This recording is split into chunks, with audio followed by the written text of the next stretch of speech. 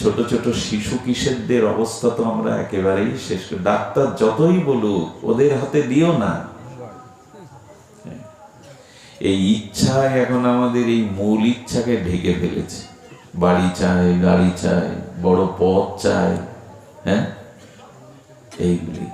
এই জন্য এই ইচ্ছাগুলি লাগানো যদি না টানেন, চাই আর চাই, এই চাইতে চাইতেই ফেসে গেছি আমরা। ফোন না হলে জীবন চলবে না। বৃন্দাবনের সাধুদের গিয়ে দেখুন, দেখেও না, ওদের হাতে ওগুলো নেই। একটা জিনিস বলি, এখন বিজ্ঞানের এই উৎকর্ষ, এই বিজ্ঞানের যুগ থেকে আমরা পিছিয়ে যেতে, স্মার্টফোন থাকুক, কিন্তু এগুলির ব্যবহার একটু নিয়ন্ত্রণ না হলে কিন্তু আগামী 1 দশকে মানব সভ্যতা ধসে পড়বে। মানব সভ্যতা ধসে পড়েছে, আর যেটুকু বাকি আছে, এই জন্য এইসব ব্যবহারের, এই যে গাড়ি চাই, হ্যাঁ, স্মার্ট, যে ছোট ছোট বাচ্চারা ক্লাস 6-7 পড়ে, তাদের হাতে কেন স্কুলে এটা যাবে? এই জন্য কত কত মেধাবী জীবন ওই যে মোটর সাইকেলের কারণে কিনে দিতে হবে। বাবা মাকে তারা হুমকি দেয়, আত্মহত্যা, কত প্রাণ যে ঝরে যেতে দেখেছি। সবার হাতে সব ইচ্ছা পূরণ করতে যায় না। আমি ভারতীয় একটা সঙ্গীতের একটা চরণ আমার খুব মনে পড়ে, সব পেলে নষ্ট জীবন। সব যদি পেয়ে যায় না কেউ, তার জীবন নষ্ট হতে বাধ্য। কিছু কিছু অপূর্ণতা ভালো,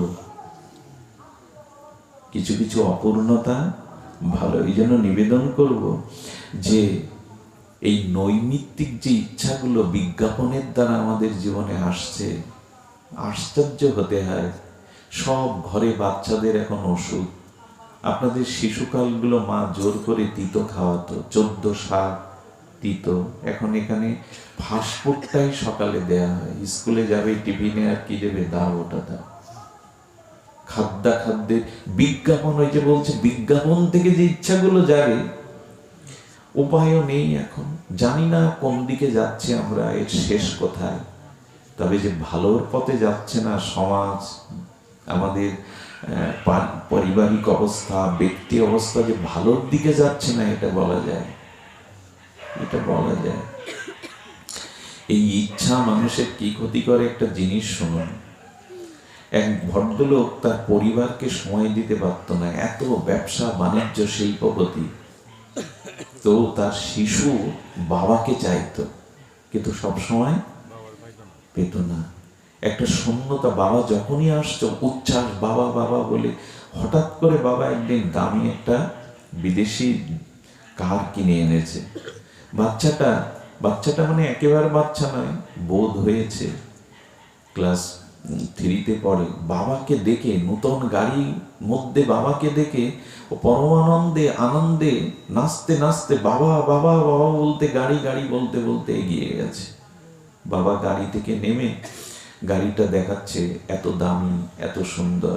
ছেলেটার পাশে একটা পাথর ছিল, সত্য ঘটনা শুনো, উত্তরপ্রদেশে। ওই পাথর দিয়ে বাবাকে অনেকদিন পর গাড়ি সহ পেয়েছে। পাথর দিয়ে ও ভেতরে এরকম খটখট করে কি লিখছে, আর ওই দামি গাড়িতে পাথর ঠোকরাচ্ছে দেখে তার বাবার এতটা রাগ হয়ে গেল, এসে এমন একটা চপাটাঘাত করলো, ওইখান থেকে ও নিচে পড়ে গিয়ে পাথরে মাথাটা লেগে ওখানেই মারা গেল। গাড়ির মধ্যে পাথর দিয়ে কি লিখেছিল জানেন? বাবা, আই লাভ ইউ, আমি তোমাকে খুব ভালোবাসি, অনেকদিন পর পেয়েছি তো। এই জন্য সময় দিন। নিজের ভোগ বিলাস ইচ্ছার পিছনে যদি ছুটতে থাকেন, পরিবার লোপাট হয়ে যাবে। সময় দিন, তাদের অধিকার আছে আপনাকে কাছে পাওয়ার। আচ্ছা, মানুষ বাইরে আড্ডা দেয়, অথচ ঘরের মধ্যে স্ত্রী পুত্র নিয়ে, তাদের নিয়ে খেলা করুন, গল্প করুন, ওদের সময় দিন, দেখবেন সব উজাড় হয়ে যাবে, সব উজাড়। বাইরের ইচ্ছাটা, বিজ্ঞাপনের ইচ্ছাটা, ভোগের ইচ্ছাটা। আমি গাড়িতে তো, আমি নিশাচর বলে আমার অনেকে, আমি রাতেই চলি, সারা জীবন পথেই রাত কাটে। তো দেখেছি ব্রিজের উপরে, হ্যাঁ, খালের পাশে, নদীর পাশে বর্তমান যারা কিশোর যুবক তারা ওই নেটে আবদ্ধ হয়ে আছে। বড় কষ্ট লাগে। বিশ্ববিদ্যালয়ের সামনে যান রাত 2টোর সময়, তারা আবদ্ধ, ঘুম নেই চোখে। কোথায় যে বর্তমান প্রজন্ম চলেছে! এই বাইরে বিজ্ঞাপনের রঙিন যুগ থেকে যদি বাঁচাতে চান, পরিবারকে সময় দিন। পারলে ছেলে মেয়েকে নিয়ে একটু ভাগবতে আসুন, একটু মন্দিরে যান। এগুলো তাদের বাঁচাতে পারে, এগুলো তাদের বাঁচাতে পারে।